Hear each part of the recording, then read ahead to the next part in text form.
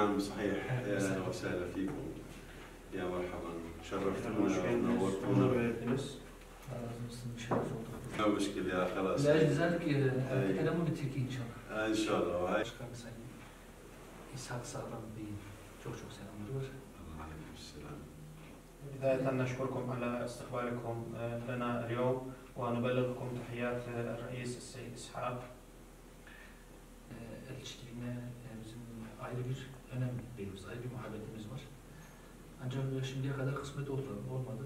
İnşallah bundan sonra ilişkileri aksatmamaya çalışacağız. لأن فلسطين وسفارة فلسطين لديها أهمية خاصة لنا. إن شاء الله من الآن فصاعدا علاقات تتطور أكثر والتواصل. Bizim açımızdan Filistin sorunu, Filistin meselesi, Filistin'in bağımsızlığı ve Kudüs'ün özgürlüğü bize göre dünyanın en önemli meselesidir. Müslümanların da en önemli meselesidir. Biz parti olarak böyle bakıyoruz. Öncelikle İslam ümmetinin Kudüs paydası artı paydasından, Filistin ortak paydasında bir araya gelmesi zorunludur. İkinci olarak da Filistin'de bugüne kadar en ağır bedelleri ödeyen bütün direniş hareketlerimizin arasında da çok güzel bir vahdetin oluşması gereklidir. Bu bizim en önemli temennimizdir. Bu konuda biz aziz Filistin halkına müteşekkiriz. İslam ümmetinin yapmadığını Filistin halkı tek başına yapıyor.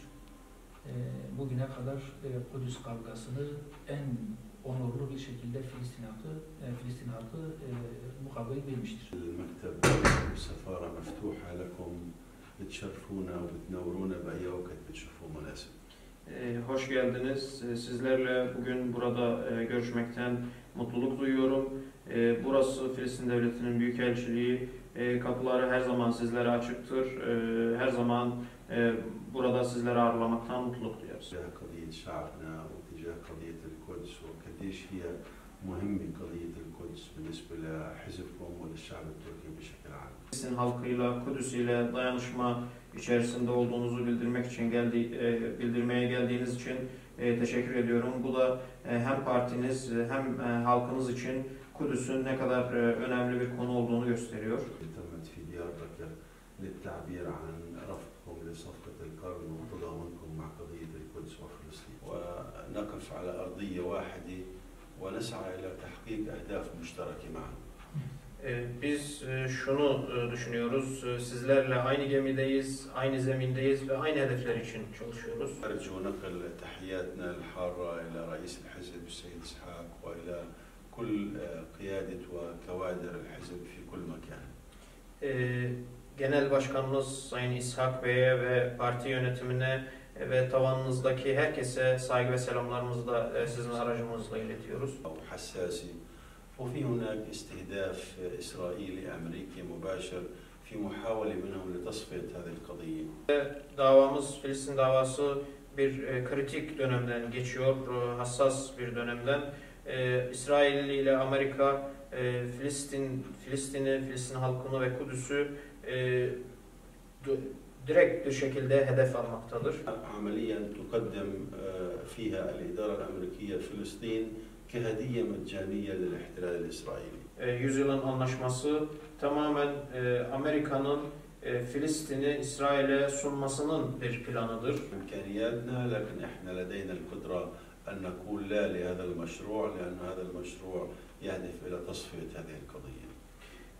Amerika'nın bu büyük gücüne rağmen biz aramızdaki güç dengesi konusunda bir güç dengesi olmamasına rağmen biz Amerika'ya hayır diyoruz. حتى ما يشعر أنه هو وحيد في مواجهة هذه القوى الظلامية. Bizim için devletlerin ve halkların dayanışması, duruşu çok önemlidir. Çünkü halkımız bundan önemli mesajlar alıyor. Verdiği savaşta yalnız olmadığını hissediyor. İnşallah Rabbimiz dostlarımızın yanımızda olmasıyla ve uluslararası toplumun ilkelerinde sabit kalmasıyla birlikte biz başarılı olacağız. Zafer bizim olacak. ندعو الله سبحانه وتعالى أن يمن على هذه البلاد بالأمن والازدهار والتطور إن شاء الله. Biz Türkiye'yi kardeş ülke olarak görüyoruz.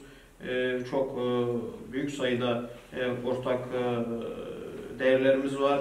Şu anki durumumuz ortak, geleceğimiz de ortaktır. Bu nedenle Türkiye'nin her zaman daha da güçlü olmasını, gelişmesini temenni ediyoruz.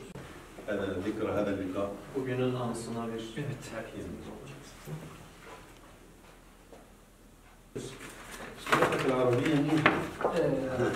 تعلمت في السجن. Ailerin hapishanesinde geçirdik. Maalesef biz kendi ülkemizin cezaevlerinde kaldık. Nahnu sujunna fi devletina. Erdoğan'dan önceki dönemde İslami hizmetlerin çok sıkıntılı olduğu bir dönemde maalesef böyle bir biz de 10 yıl cezaevinde kaldık. Halen birçok kardeşimiz cezaevinde maalesef.